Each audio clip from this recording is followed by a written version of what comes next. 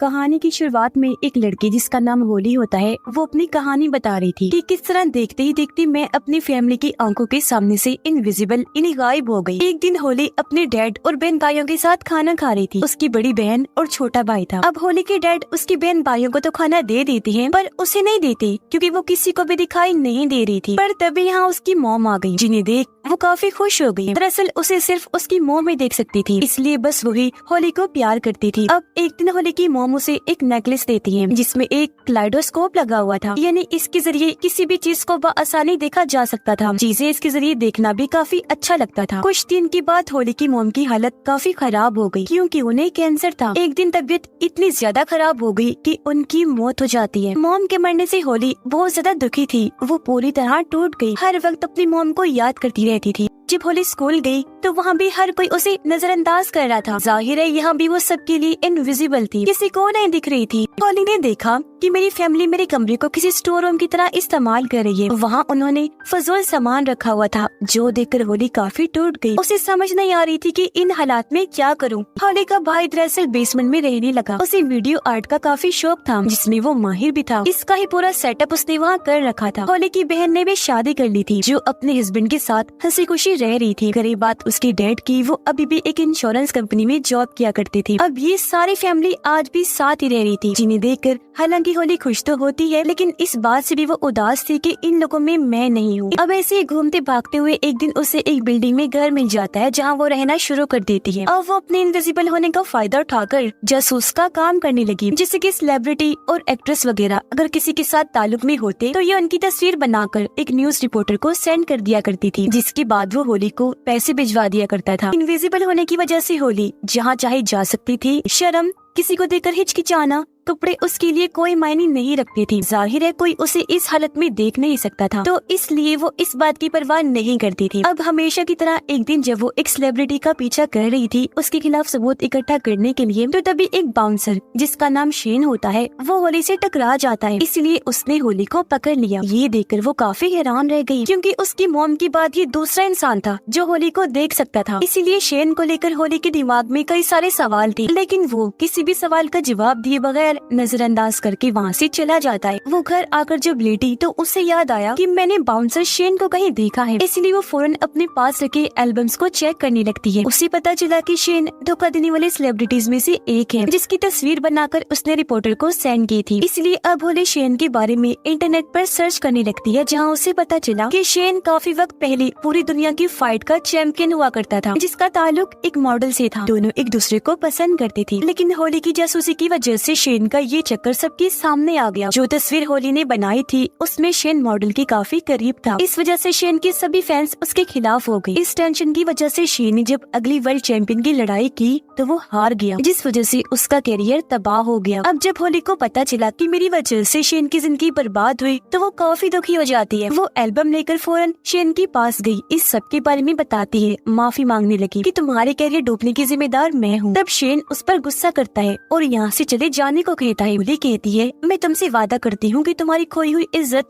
और शोहरत वापस ला कर रहूंगी। शेन को उसकी बातों पर यकीन नहीं होता, इसलिए वो यहाँ से जाने लगा। होली उसे मनाने लगती है कि प्लीज मुझे एक मौका दो ताकि मैं अपनी काबिलियत को साबित कर सकूं। पर वो उसे नजरअंदाज करके अपने मैनेजर के पास आ गया और आने वाली फाइट के बारे में बात करने लगता है। होली भी उसके पीछे पीछे अंदर आ गई थी, जो अब मैनेजर के साथ में बैठकर उसके मैसेजेस पढ़ने लगती है। ये देखकर शेन को काफी हैरत हुई। उसे समझ नहीं आती कि आखिर वो मेरे मैनेजर को नजर क्यों नहीं आ रही और मेरे साथ ये सब क्या हो रहा है, वो मुझे ही नजर क्यों आ रही है। अब मैनेजर मोबाइल पर देखकर उसे फाइट के बाद मिलने वाले पैसों के बारे में बताता है, जो देखकर फौरन होली बोल पड़ी। वो शेन को बताती है कि मैनेजर झूठ बोल रहा है, ये फाइट के बाद मिलने वाले पैसे तुम्हें कम बता रहा है, जो कहकर वो शेन को असली रकम बताती है। मैनेजर की हरकत के बारे में शेन उसे बता भी देता है। इस पर मैनेजर को हैरत भी हुई और शर्मिंदगी भी, तो उसे मजबूरन ये डील करनी पड़ती है।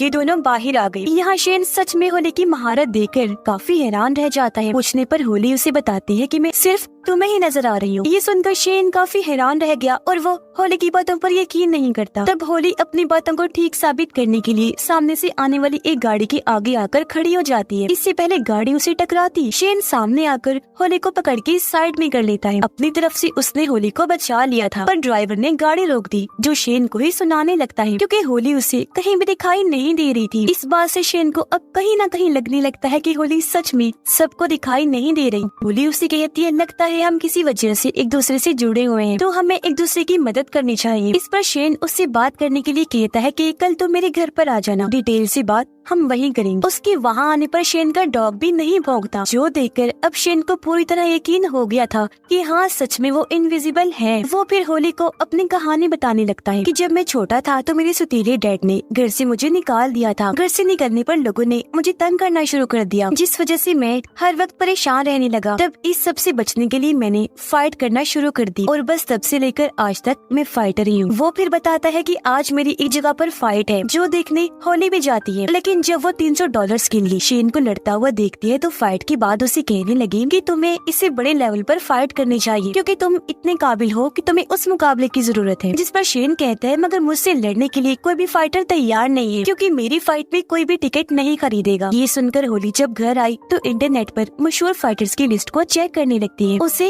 एक ऐसी फाइटर के बारे में पता चला जिस पर नशे की दवाई लेने का इल्जाम था। ये देखकर होली इंटरनेट से नशे की उस दवाई की तस्वीर लेकर उस फाइटर को सेंड करती है। ब्लैकमेल करने लगी कि अगर तुमने शेन से फाइट ना की तो मैं इस बारे में सबको बता दूंगी। जिसके बाद वो शेन के पास आ गई। थोड़ी ही देर में शेन के पास उसकी मैनेजर की कॉल आई, जो उसे बताता है कि वो फाइटर तुम्हारे साथ फाइट करने के लिए मान गया है, जो नशे वाली दवाई के इल्जाम में था, जिसने पहले शेन से फाइट करने से मना कर दिया था। पर अब होली की ब्लैकमेलिंग का उस पर असर हो गया तो वो मान गया था। अब ये काफी बड़ी खुशखबरी थी, जिससे शेन काफी हैरान भी था, साथ ही खुश भी। और अब कुछ दिन के बाद होने वाली शेन की इस फाइट का चर्चा हर जगह होने लगता है, जिस वजह से वो भी काफी जोश और दम से फाइट की तैयारी करने लगता है। और अब आखिरकार वो दिन आ ही गया जब इनकी फाइट थी। रिंग में आकर दोनों लड़ने लगे, बुरी तरह एक दूसरे को पीट रहे थे। होली भी ये फाइट पास से देखना चाहती थी, लेकिन उसे भीड़ भाड़ में जाना पसंद नहीं था, इसीलिए वो शेन के घर बैठकर ही फाइट देख रही थी। फिर आखिरकार शेन इस फाइट को जीतकर सबको हैरान कर देता है। जीतने के बाद जब वो घर आया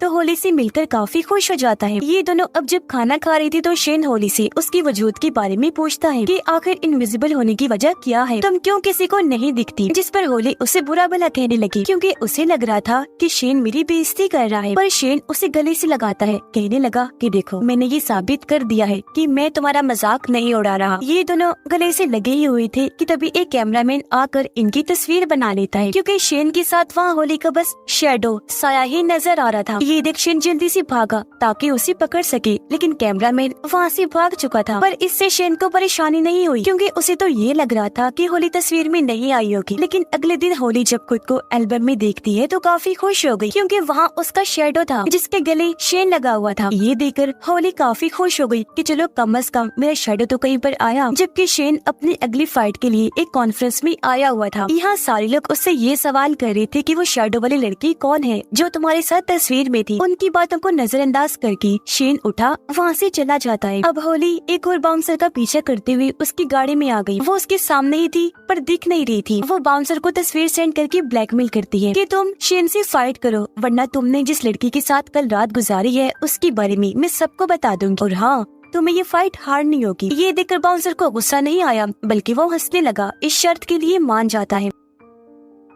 रात को होली जब शेन के साथ थी तो तभी यहाँ उसकी दोस्त इन्हीं मॉडल की कॉल आई, जिसके साथ ही शेन की बदनामी हुई थी। वो उसकी आने वाली फाइट के लिए हौसला अफजाई करती है, साथ ही पिछले फाइट जीतने पर मुबारकबाद भी देती है। अब जब होली को ये पता चला कि शेन की दोस्त मॉडल फिर से उसकी जिंदगी में आ रही है तो होली काफी उदास हो गई, क्योंकि कहीं न कहीं वो शेन को पसंद करने लगी थी। जिसके बाद फाइट का दिन आ गया जहाँ शेन आसानी से बाउंसर को हरा देता है। और अब होली शेन की फाइट की अफवाह एक काफी बड़े फाइटर के साथ उड़ाती है। उस फाइटर का नाम अटीला था। ये खबर मिलते ही अटीला का मैनेजर उसे इस बारे में बताता है, जिस पर अटीला शेन के साथ लड़ने से साफ साफ मना कर देता है। मौका पाकर होली अटीला के घर घुस गई थी। वो हर जगह उसे ब्लैकमेल करने के लिए कोई क्लू ढूंढने लगती है, लेकिन उसे वहाँ ऐसा कुछ भी नहीं मिलता। अब होली को अपने घर वालों की याद आ रही थी, तो उन्हें देखने वो अपने घर गई। उसे पता चला कि मेरी बहन माँ बनने वाली है, लेकिन किसी वजह से वो ये बात अपने हस्बैंड को बताना नहीं चाहती। अब होली जब शेन से मिलने बार में गई, तो वहाँ उसे मॉडल के साथ बैठा हुआ पाती है। ये देखकर वो काफी दुखी हो गई, यहाँ से जाने लगती है। तब उसके पीछे पीछे शेन भी आया। कहता है, देखो होली,